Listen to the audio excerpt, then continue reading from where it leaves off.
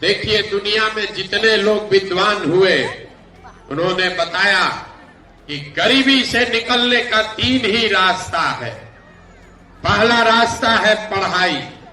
अगर आपका बाल बच्चा पढ़ लिख जाएगा, पढ़ लिख के नौकरी पा जाए तो आप गरीबी से निकल सकते हैं। दूसरा रास्ता है जमीन।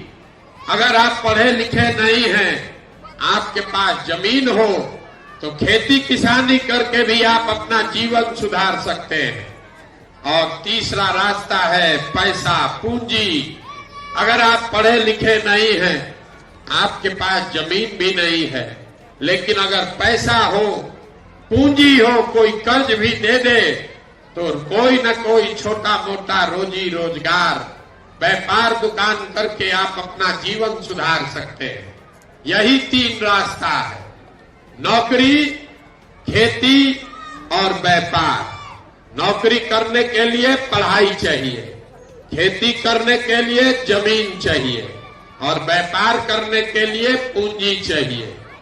अगर आप बिहार में ध्यान से देखिएगा तो आपको पता चलेगा कि यहाँ ज्यादातर लोगों के पास ये तीनों में तीनों चीज नहीं है।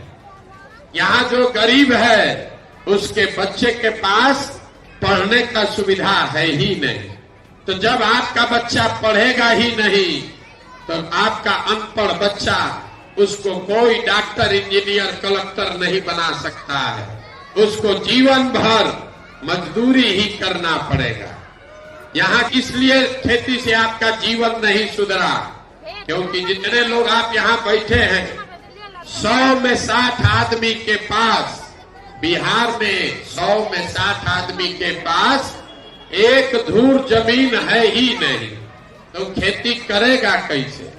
आज जो 40 आदमी खेती कर रहा है वो कमाने के लिए खेती नहीं करता है, वो खाने के लिए खेती करता है।